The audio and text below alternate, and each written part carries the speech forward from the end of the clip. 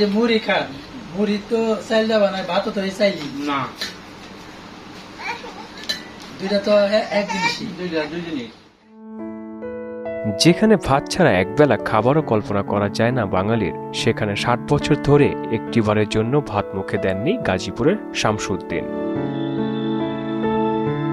এই দীর্ঘ সময়ে না খেয়ে থেকেও দিব্যি সুস্থ সবল শরীর নিয়ে স্বাভাবিক জীবন কাটাচ্ছেন তিনি।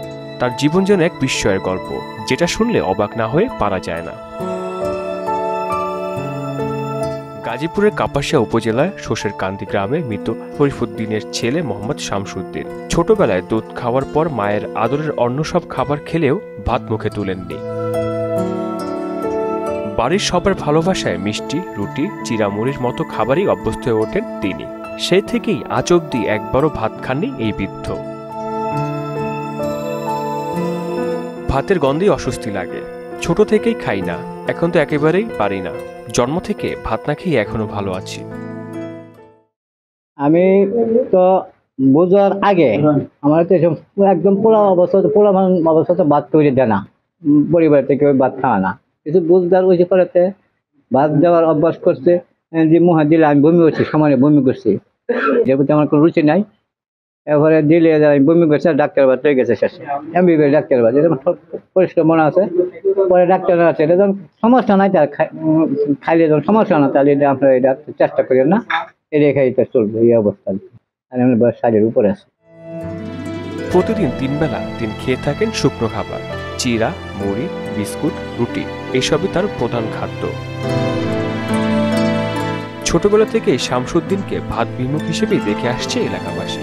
তাকে দেখে অভ্যস্ত হয়ে গেলেও ভাবতে বিষয়টি আশ্চর্য বলে মনে করেন তারা। ওনার বাবার অনেক আদরের সন্তান এবং উনি সবার বড়, সেই হিসাবে মানে উনি আর কি ভাত খেতো না ছোটবেলা থেকে, অনেক মানে আমরা যেটাকে মজা বলি আর কি, ওই মজা খাইতো এরকম। তো এইখান থেকে আর কি ওনার মানে ভাত না খাওয়ার শুরুটা আর কি।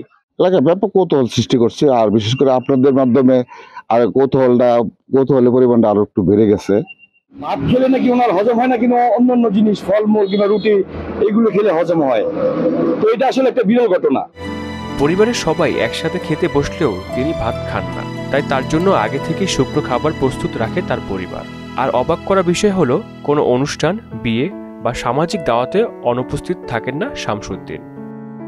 কোনো অনুষ্ঠানে দাওয়াতটা দিলে ওদেরকে বইলা দেয় রুটি বানাইতে, আর না হলে বাড়ি থেকে রুটি নিয়ে যায়। অনেক অনেক অনেক বলছি, কিন্তু অনেক খাই না, দূরে মুড়ি, রুটি এইসব খাই। ভাত উনি যখন আমরা খাই তখন আমরা বলি, দাদা তুমি ভাত খাও, দাদা বলে না আমার ভাত বিষের মতন লাগে, আমি ভাত খাই। অন্যান্যদের সঙ্গে একসাথে বসে খাবার খান ঠিকই, তবে সাথে করে নিয়ে যান নিজের খাবার, রুটি, চিড়া বা অন্য শুকনো কিছু। ভাত না খেয়ে 60 বছর ধরে সুস্থভাবে বেঁচে থাকা শামসুদ্দিন যেন এক অন্যান্য দৃষ্টান্ত। তার সুস্থতা আর দীর্ঘায়ু কামনার প্রার্থনা করেছে পরিবার পরিজন থেকে শুরু করে এলাকাবাসী। হাসানুল হৃদয়, মোহনা ডিজিটাল।